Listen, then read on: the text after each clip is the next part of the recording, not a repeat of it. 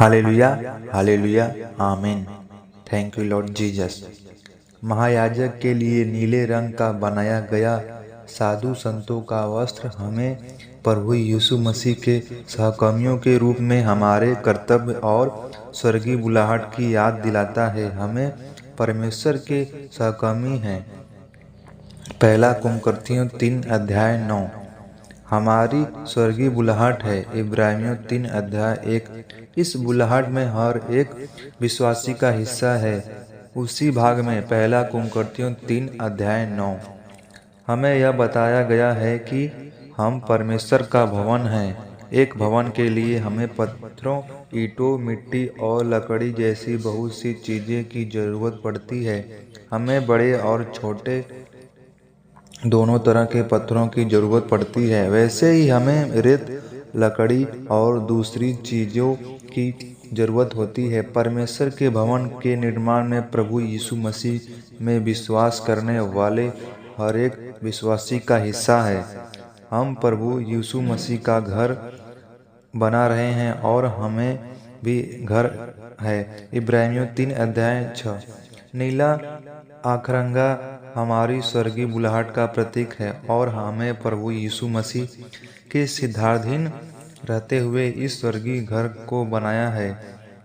इस घर के परिपूर्णता पूरा आनंद मनाने के लिए हमें प्रभु यीशु मसीह के घर को बनाने में अपने हिस्से का काम करना चाहिए। महायाजक द्वारा पहने जाने वाले साधु संतों का वस्त्र के किनारे पर नीले, बैंगनी और लाल रंग के अनार बने हुए थे। एक अनार एक फल जैसा लगता है, लेकिन आप जब उसे काटते हैं तो आप यह पाते हैं कि वह बहुत से विभागों में बांटा हुआ होता है और उसके हर एक विभाग में लाल रसीले गूथे वाले बीज होते हैं।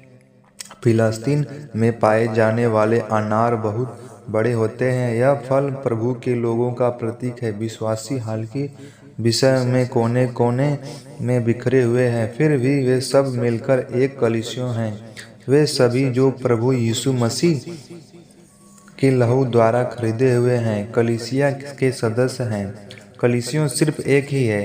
इस कलीसिया का निर्माण प्रभु यीशु मसीह द्वारा किया जा रहा है, अर्थात वे लोग जो एक मन हैं और ईसा से मुक्त हैं। प्रभु यीशु मसीह की कलीसियों के निर्माण में आप सिर्फ तभी उसके सहकर्मी हो सकते हैं।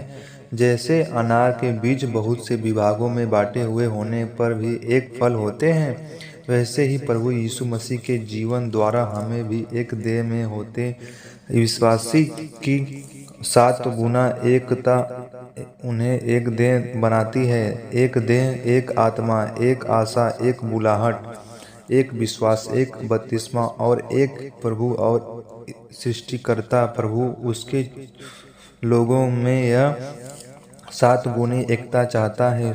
शुरू में बहुत से लोग यह कहने लगे थे, मैं पौलुस का हूँ, मैं अपुल्लोस का हूँ, मैं केफा का हूँ, और इससे फूट पड़ने लगती थी।